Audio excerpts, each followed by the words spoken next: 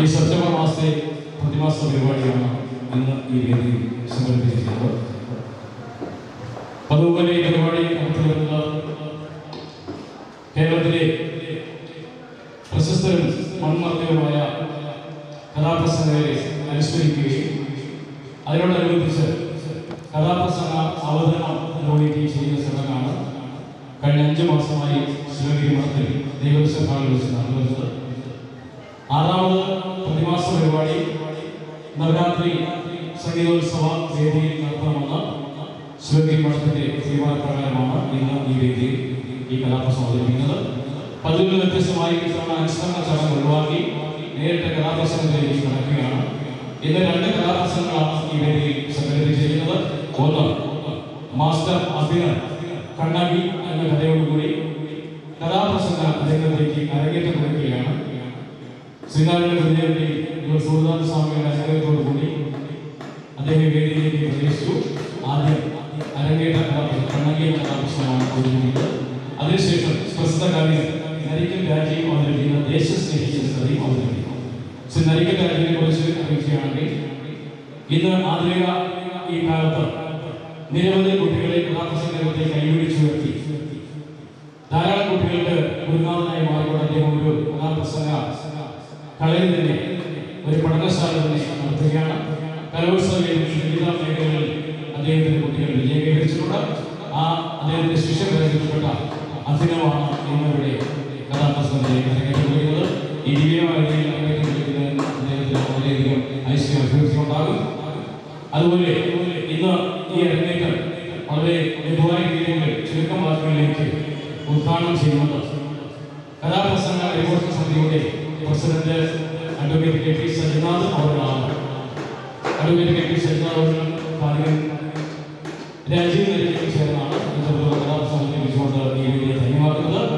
ഈ ഉദ്ഘാടനത്തിനായി ബഹുമാനപ്പെട്ട advocate K P സജ്ജനാഥ് അവരെ ഞാൻ ഈ വേദിയിലേക്ക് വിനയപൂർവ്വം ക്ഷണിക്കുന്നു.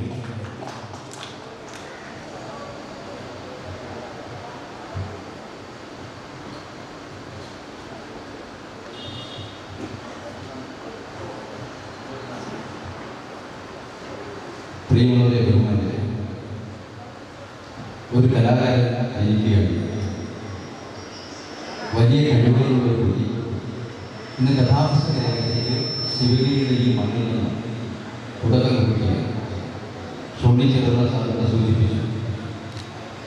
രാജീവ് നരിക്കലിൻ്റെ ശിഷ്യഗണങ്ങളിൽ ഏറ്റവും പ്രായമുള്ള അദ്ദേഹമാണ് ഞാൻ കരുതുന്നത്. അഭിനവാണ്. അതോ ഇതിൽ പ്രായമുണ്ട്? അല്ല, പ്രായം കുറഞ്ഞവരിലൊരാൾ. 100-ലധികം ശിഷ്യന്മാർ ഇന്ന് കേരളത്തിലെ വിവിധ കഥാപ്രസംഗ വേദികളിൽ രാജീവിൻ്റെതായി ഉണ്ട്. അതിൽ Kerala university youth festival, school youth festival അടക്കമുള്ള മത്സരങ്ങൾ, അതുപോലെ കഥാപ്രസംഗ സംബന്ധിയായ ഏത് പരിപാടിയും കുട്ടികളുടെ കഥാപ്രസംഗം ആരംഭിച്ചത് ഗുരുദേവനാണ്. സമൂഹത്തെ മാറ്റി തീർക്കുന്നതിന് കഥാപ്രസംഗം എന്ന കലയെ ഉപയോഗിക്കണമെന്ന് C.A. സത്യദേവനോട് പറയുകയും അക്കാലം ഉണ്ടായിരുന്ന പഴയ കലാരൂപങ്ങളെ മാറ്റിമറിച്ചുകൊണ്ട് ഒരു പുതിയ കലാരൂപം നമുക്ക് തുടങ്ങണമെന്ന ധാരണയുടെ അടിസ്ഥാനത്തിലാണ് സത്യദേവനെ അനുഗ്രഹിച്ച് ചണ്ടാല ഭിക്ഷുകി എന്ന് പറയുന്ന കഥയുമായി അറിയാം. ചണ്ടാല ഭിക്ഷു പറയുന്ന കാലത്ത് മനുഷ്യനെ മനുഷ്യനായി കാണുന്ന കാലമായിരുന്നില്ല. ആത്മാഭിമാനപൂർവ്വം ജീവിച്ചിരുന്ന കാലമായിരുന്നില്ല. എന്നാൽ മനുഷ്യനെ ശിരസ്കീർത്തി ഇന്ന് നമ്മളെല്ലാവരും ജാതി മത വ്യത്യാസമില്ലാതെ വരുന്നു. നമ്മൾ കൂടുന്നതിൻ്റെ തുടക്കം ഒരുപക്ഷെ ആ പോരാട്ടത്തിൻ്റെ ഒരു അധ്യായം ഒരുപക്ഷെ അന്ന് തുടങ്ങുകയാണ്. ഇന്ന് 101 വർഷം പിന്നിടുകയാണ്. ആ 101 വർഷം പിന്നിട്ടാണ് ഞങ്ങളുടെ വ്യക്തി ഷോണി ചെറുള്ള അജയകുമാർ, അതുപോലെ തന്നെ നമ്മുടെ ഇവിടുത്തെ PR അടക്കമുള്ള സോമസാർ അടക്കമുള്ള രാജീവ്, ഞാൻ മുത്താന സുഭാകരൻ എത്തിയിട്ടുള്ളത്. ഞങ്ങളൊക്കെ നേതൃത്വത്തിൽ കഴിഞ്ഞ എല്ലാ മാസങ്ങളിലും 101 വർഷം പൂർത്തിയാക്കിയ കഥാപ്രസംഗങ്ങൾ എല്ലാ മാസങ്ങളിലും കഥാപ്രസംഗത്തെ ഉപാസിക്കുകയാണ്. രാജീവ് നോക്കത്തിൽ നിരവധി കാഥികന്മാർ പ്രഗത്ഭരായിട്ടുള്ള ഒരുപാട് ഇടാമകൻ സാധാരണ അനന്തരങ്ങളായിട്ടുള്ളവർ.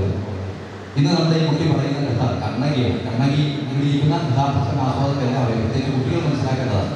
ചിലപ്പതികാരം എന്ന കഥയുമായി ബന്ധപ്പെട്ട് അത് കൃതിയിലുള്ള കണ്ണകി എന്ന് പറയുന്ന പൗരാണികമായ സ്ത്രീയുടെ കഥയാണ്. ആ സ്ത്രീയുടെ പോരാട്ടം അവസാനിക്കുന്നില്ല. അതിൻ്റെ വിശദാംശങ്ങൾ കണ്ട അഭിനവിൻ്റെ കഥാപ്രസംഗം മനസ്സിലാക്കി. കോപലൻ എന്ന് പറയുന്ന ഭർത്താവ് പാണ്ഡ്യ രാജാവ് കോവലനെ തെറ്റിദ്ധാരണകൾ ഏർപ്പെടുത്തുന്നു. അതിൽ ക്ഷുഭിതയായി കണ്ണകി മധുര പട്ടണമടക്കം കത്തിക്കുന്ന അവസരം മുല പറിച്ചെറിഞ്ഞ് പോരാട്ടം നടത്തിയ ചരിത്രമാണ്. ഒരിക്കലും വിസ്മരിക്കാൻ കഴിയാത്ത ചരിത്രമാണിത്. അതുമായി ബന്ധപ്പെട്ട് മനസ്സിലാക്കാൻ കഴിയുന്നത് ആ കണ്ണകി ഇന്ന് വിവിധ ക്ഷേത്രങ്ങളിൽ ആരാധനാമൂർത്തി കൊടുങ്ങല്ലൂരടക്കം കണ്ണകി വിശ്രമിച്ച നമ്മുടെ ആറ്റുകാൽ പൊക്കാലടക്കം ആറ്റുകാലടക്കമുള്ള ക്ഷേത്രങ്ങൾ. അതുമാത്രമല്ല, നമ്മുടെ കൗതുകം എന്ന് പറയട്ടെ, ചില ക്രിസ്ത്യൻ ദേവാലയങ്ങൾ ഈ കണ്ണകി ആരാധിക്കുന്നു എന്ന് പറഞ്ഞാൽ നമ്മുടെ കേരളത്തിൻ്റെ മതേതരത്വത്തിൻ്റെ പ്രതീകമായി നമ്മൾ കാണാൻ കഴിയും. ഒറ്റ കാര്യം കൂടെ സൂചിപ്പിച്ചു നിർത്തുക. കണ്ണകി പോരാട്ടം നടത്തിയത് നമ്മുടെ ചരിത്രത്തിൻ്റെ ഭാഗമായി മറ്റൊരു പോരാട്ടം നടന്നു. അത് ആലപ്പുഴ ദേശത്താണ്. മുലക്കരത്തിനെതിരെ പ്രതികരിച്ചുകൊണ്ട് ഒരു സ്ത്രീ മുല വെട്ടി കയ്യിൽ കൊടുത്തുകൊണ്ട് ഇനി അതിനെതിരെയുള്ള പ്രതിഷേധ രംഗത്തിൻ്റെ ചരിത്രം നമുക്ക് അറിയാൻ പറ്റും. മനസ്സിലായി? ആ പ്രതിഷേധം തുടരുക. ഇന്നലെ വന്നൊരു റിപ്പോർട്ടിൻ്റെ കാര്യങ്ങൾ പറഞ്ഞുകൊണ്ട് ഞാൻ അവസാനിപ്പിക്കാം. ഇതിൻ്റെ പറഞ്ഞതുപോലെ തന്നെ തുടർച്ചയായുള്ള ഒരു സംഭവം. ഇന്നലെ വളരെ അത്ഭുതകരമായ നമ്മുടെ അമ്പരിപ്പിക്കുന്ന റിപ്പോർട്ട് വന്നിട്ടുണ്ട്. വളർന്നു വരുന്ന പെൺകുട്ടികൾ കണ്ണകിയുടെ പോരാട്ടം മുന്നോട്ട് തന്നെ കൊണ്ടുപോയി എങ്ങനെ ഏത് വേറെ ദിശയിലാണെന്ന് മാത്രം എന്താ ബഹുഭൂരിപക്ഷം വരുന്ന പെൺകുട്ടികൾ വിവാഹം പോകുന്ന സംവിധാനത്തെ ഇഷ്ടപ്പെടാത്ത രീതിയിൽ ഞങ്ങൾക്ക് സ്വാതന്ത്ര്യമാണ് വേണ്ടത്, ഞങ്ങൾക്ക് സ്വാശ്രയത്വമാണ് വേണ്ടത്, ഞങ്ങൾക്ക് വിദ്യാഭ്യാസമാണ് വേണ്ടത് എന്ന പ്രഖ്യാപനം നടത്തിയാണ്. അത് തുടങ്ങിയത് വിദ്യ കൊണ്ട് പ്രവൃത്തിയാക്കുക എന്ന ആ ആശയത്തിലേക്ക് ഈ മണ്ണിൽ നിന്നാണെന്നാണ് ഞാൻ സൂചിപ്പിക്കുന്നത്. അപ്പോൾ നമ്മുടെ നാട് മാറുകയാണ്, രാജ്യം പുരോഗമിക്കുകയാണ്. അപ്പോഴും ആശാസ്യകാലത്തെ പ്രവണതകൾ തലപൊക്കുമ്പോൾ ഗുരുസ്മരണ അതിനെ അടിച്ചമർത്തുവാനുള്ള നമ്മുടെ കരുത്തായി മാറുന്നതിന് മാത്രം അതുകൊണ്ട് ഈ കൊച്ചുകുട്ടി നിരവധി വേദികളിൽ അവൻ കഥയും കഥാപ്രസംഗവും പാട്ടും ഒക്കെയായി പരിരസിക്കട്ടെ എന്ന് പ്രാർത്ഥിച്ചുകൊണ്ട് ആഗ്രഹിച്ചുകൊണ്ട് ഈ പരിപാടി ഔപചാരികമായി ഉദ്ഘാടനം അറിയിച്ചുകൊണ്ട് നിർത്തുന്നു. നിങ്ങൾക്ക് ഏവർക്കും അഭിവാദ്യം അർപ്പിക്കുന്നു. ഗുരുദേവനെ സ്മരിച്ചുകൊണ്ട് നിർത്തുന്നു.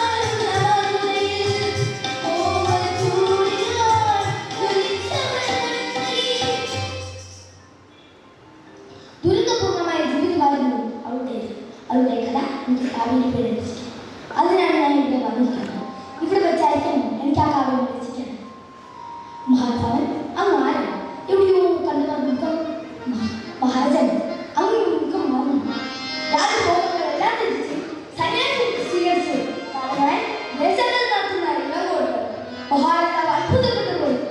ഏതായാലും മഹാരാജാവേ, ഏതായാലും കണ്ണകിയുടെ കഥ ഞാൻ അമ്മയോട് പറയാം. കണ്ണകിയുടെ കഥ എഴുതി മുമ്പ് ഞാൻ അമ്മയോട് പറയാം. ഇളങ്കോടികളെ കഥ പറഞ്ഞു തുടങ്ങി. തമിഴകത്തെ പഞ്ചമഹാകാവ്യങ്ങളിൽ ഏറെ പ്രസക്തിയാർന്ന കാവ്യം യുവരാജാവായിരിക്കെ ഭൗതിക സുഖിനെ ഉപേക്ഷിച്ച് സന്യാസി ബുദ്ധി സ്വീകരിച്ച് കാലങ്ങളായി ദേശാന്തരം നടത്തുന്ന ഇളങ്കോടികളെ വെച്ച കണ്ണകിയുടെ കഥ പറയുന്ന ചില പരിഹാരം ആ കാവ്യം ഞാൻ കഥാപ്രസംഗിക്കുകയാണ് അവതരിപ്പിക്കാൻ പോവുകയാണ്. കണ്ണകി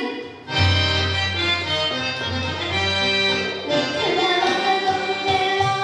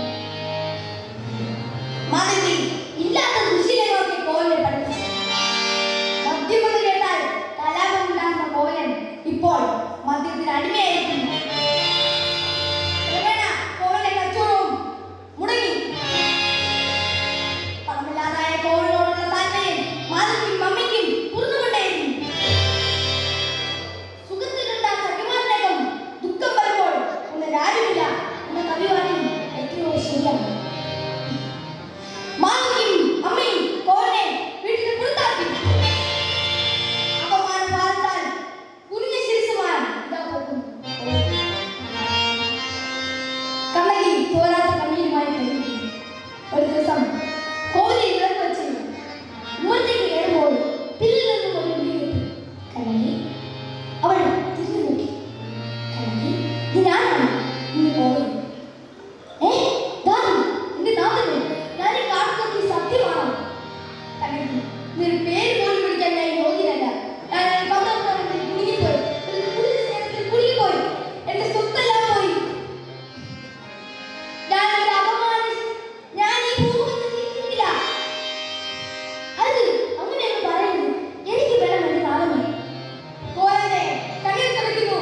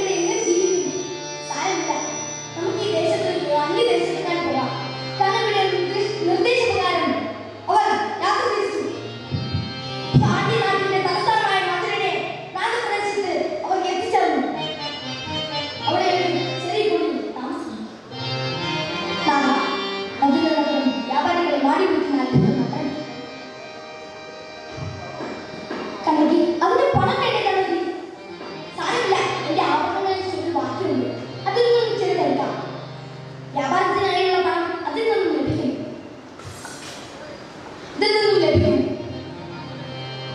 കണ്ണകി, കഴിഞ്ഞ ജന്മത്തിലെന്നോ ചെയ്ത പുണ്യത്തിന്റെ ഫലമാണിത്.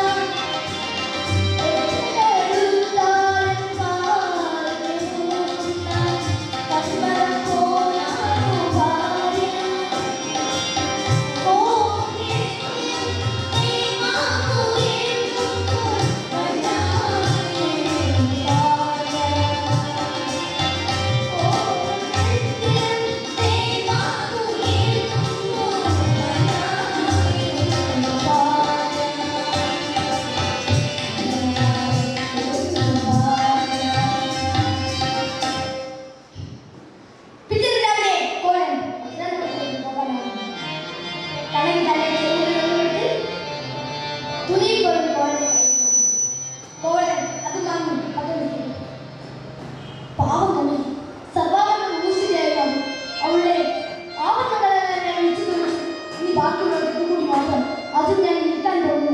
ക്ഷമിക്കൂ കണ്ണകി, ക്ഷമിക്കൂ. കോവലൻ പാടിനാട്ടിന്റെ പൊൻപണക്കാരന്റെ ഭാര്യയുടെ വീട്ടിലെത്തി. കണ്ണിൽ കുട്ടി വിളിച്ചു. തത്താൻ മകൻ പുറത്തേക്ക് കഴിഞ്ഞു. ആരാ? എന്ത് വേണം? ഞാൻ ചെലവ് വിളിക്കാൻ വന്നതാണ്. തത്താൻ ആ ചെലവ് വാങ്ങി തിരിച്ചു മറിച്ചു. മഹാനാണെന്ന ചെലവ് തന്നെ അത്തമിട്ട് പണിയെടുത്താൻ എന്നെ ഏൽപ്പിച്ചു. അത് ഞാൻ കളവ് പറഞ്ഞു.